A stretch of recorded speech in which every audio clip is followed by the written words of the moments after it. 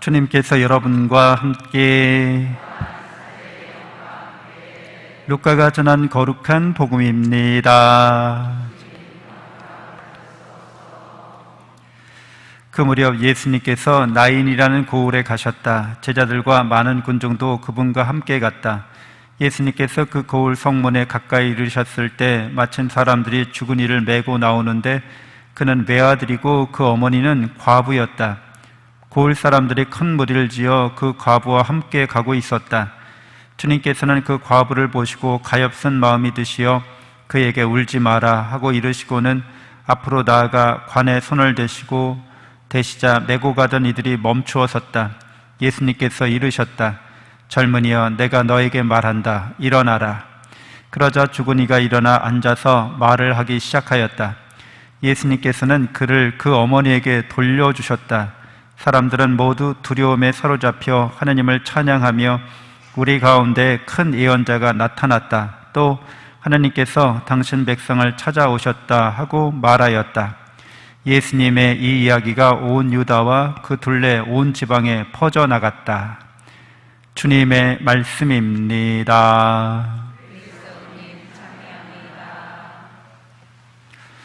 참 예수님, 하나님의 복동이 고맙습니다. 고맙습니다.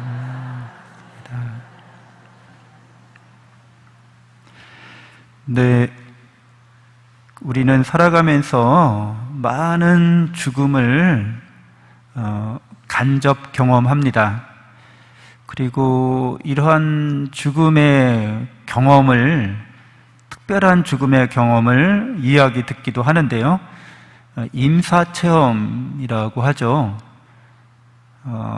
Near Death Experience라고도 하는데 죽음에 가까이 간 경험을 하는 사례들이 많이 이제 보고되고 있어요. 옛날에도 죽었다 살아난 사람들 이야기를 듣기도 하는데 오늘날에는 과학기술이나 의학이 발전해서 옛날 같으면 이제 죽은 사람이었는데도 되살려나기도 하죠. 그러면은 그분들이 사후세계의 경험에 대해서 이야기해 주는 경우가 많이 있어요. 어떤 분들은 그냥 기억이 하나도 못하는 분들도 있는데 그런 이야기들을 하는 경우들이 종종 있게 되고 그런 사례만들을 집중적으로 모아서 연구하는 그런 단체도, 학술 단체도 있습니다. 그래서 죽음에 관련해서는 우리가 다들 두려워하고 그렇게 피하려고 하지만 죽음을 피할 수는 없죠. 죽음을 경험해야 되는데 죽음이 이렇게 두려움을 갖게 하는 이유 중에 하나가 죽음은 단 한 번 경험할 수 있을 뿐이기 때문에 그렇다는 거예요. 죽으면 굉장히 부정적이고 어두운 경험 같잖아요. 죽으면 어떤 일이 일어나는가를 우리가 신체적으로 이렇게 물리적으로, 육체적으로 해석을 해보면 모든 기능들이 다 정지하는 거죠. 모든 기능이 정지하는 거예요. 그러면은 어떨까? 유사한 사례가 우리가 꿈을 꿀 때 보통 모든 기능들이 저하되죠. 근데 잠을 잘 때 여러분이 아주 편안하게, 릴렉스하게 모든 긴장을 풀고서 꿀잠을 푹 잘 때 모든 기능들이 저하되는데 그게 괴롭고 고통스럽지 않죠?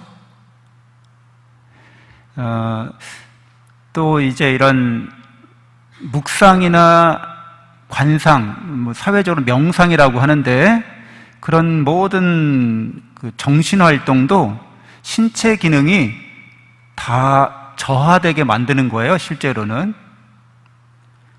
그러니까 신체 기능이 왕성하고 활발하게 일어나는 거, 건강한 신체로 막 달리고 뛰고 몸이 가벼워. 몸이 가볍다는 것도 몸을 잘 못 느낀다는 뜻이 돼요. 몸을 잘 못 느끼는 게 가벼운 거예요. 이빨이 튼튼할 때는, 건강할 때는 이빨이 어디 있는지 신경 안 써요. 근데 이가 아프면 여기에 이빨이 있구나 하고 알게 돼요. 사지 여기 하나도 아픈 데가 없을 때는 사지가 어디 있는지 고집이 신경 안 써요. 관절염이 있거나 아니면 여기 타박상을 입었거나 그러면 아유 이게 여기가 도관이구나 하고 이제 거기에 신경을 쓰기 시작합니다.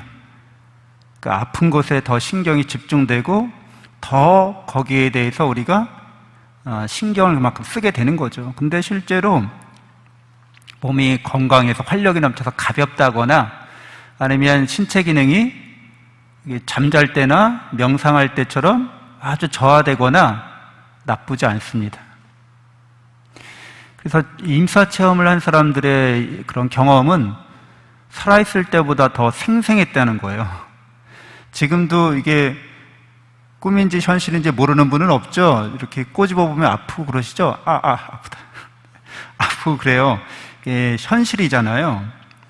근데 사후 체험을 한 분들은 우리가 본 거보다 지금 이렇게 여러분들 시력이 좋으신지 나쁘신지 얼마 되신지 정확히 알 수는 없지만 보는 것보다 더 선명하게 본다는 거예요. 더 선명하게 듣고 보고 내가 이 세상을 더 분명하게 인식할 수 있다는 거죠. 그러니까 내가 살아있다는 걸 더 경험하게 된다고 얘기합니다. 그래서 죽음에 관련해서는 많은 사람들이 두려워하고 무서워하는 이유 중에 하나가 이런 경험을 딱 한 번만 할 수 있기 때문이라고 얘기해요. 너무 좋은 경험인데 그거를 딱 한 번만 할 수 있다고요. 그러니까 두렵다는 거죠. 물론 사후 세계를 잘 몰라서 두려울 수도 있어요. 그러나 너무 좋은 황홀한 경험이기 때문에 딱 한 번만 허락된다는 거예요. 그러니까 그런 경험이 가까이 오면 두려움을 느낄 수 있다 이런 얘기도 합니다. 너무 좋은 것이기 때문에 그럴 수도 있고요. 또 우리가 사후 세계에 대해서 알지 못하기 때문에 그럴 수도 있습니다. 그래서 그리스도인들은 세상 사람들이 일반적으로 갖는 죽음에 대한 두려움이나 죽음에 대한 무지를 우리는 자연스럽게 인정할 수 있죠. 그러나 그리스도인들은 예수님을 믿는 우리는 예수님이 죽음에서 부활하신 분이라는 걸 믿는 사람들이라는 거죠.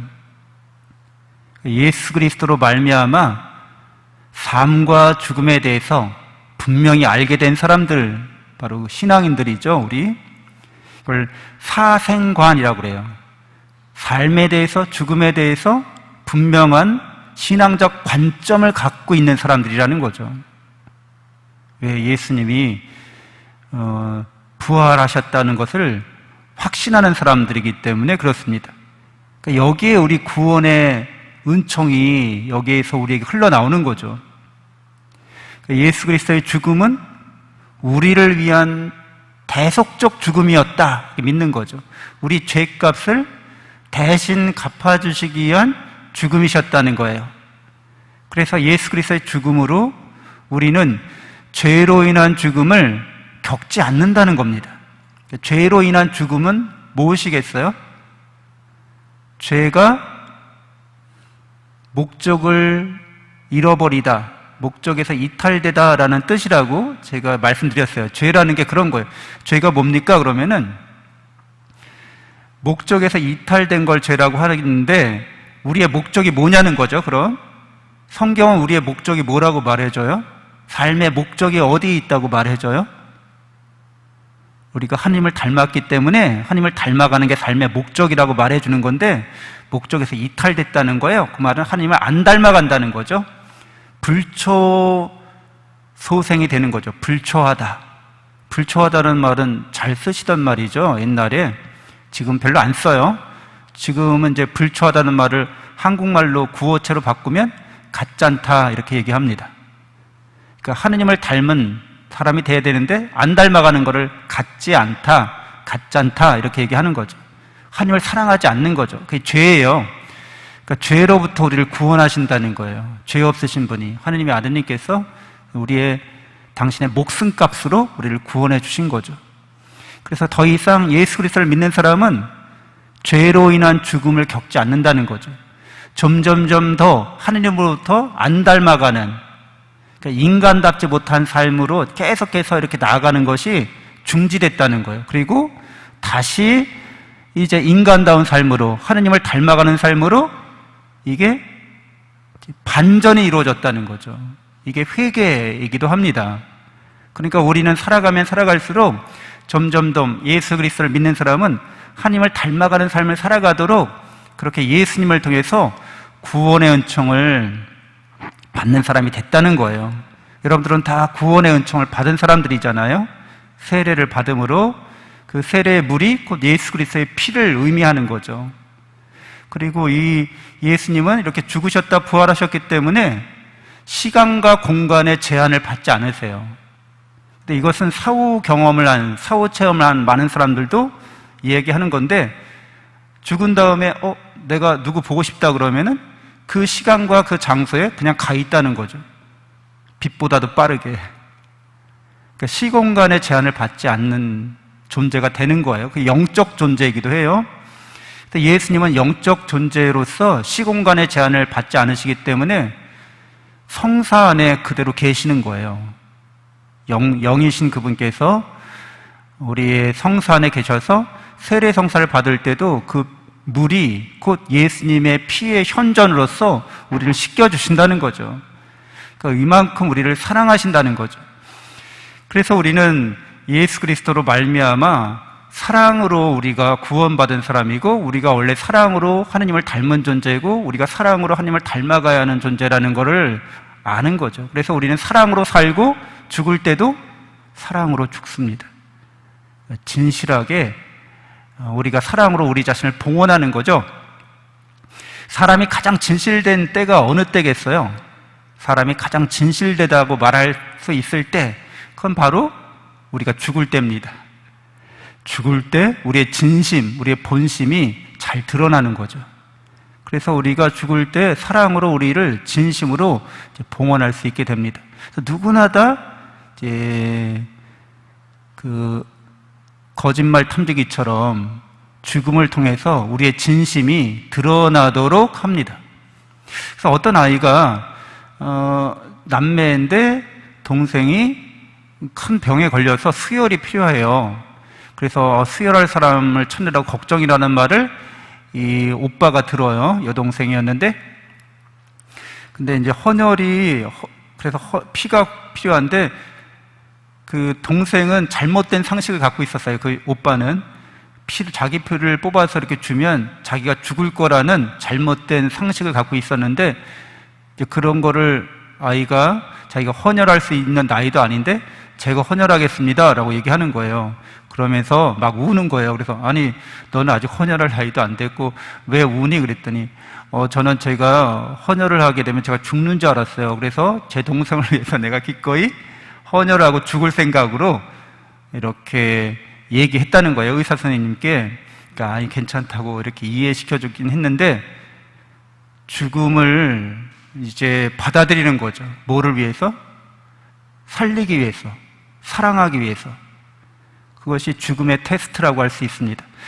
많은 경우에 사람들이 영화 같은 데서도 보면 그런 얘기가 많이 나와요. 이렇게 어떤 임무를 맡기기 위해서 극한 상황까지 그 스파이나 정보원을 이렇게 몰아가죠.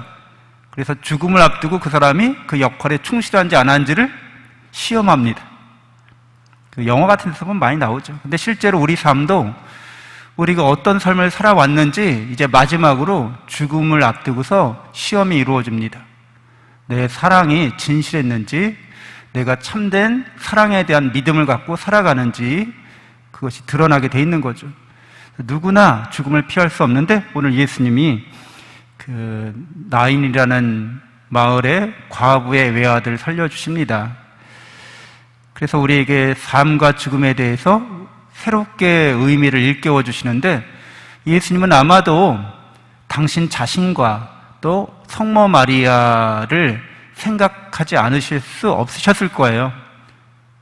그리고 당신 어머니에게도 위로와 희망을 주시고 싶어 했을 겁니다.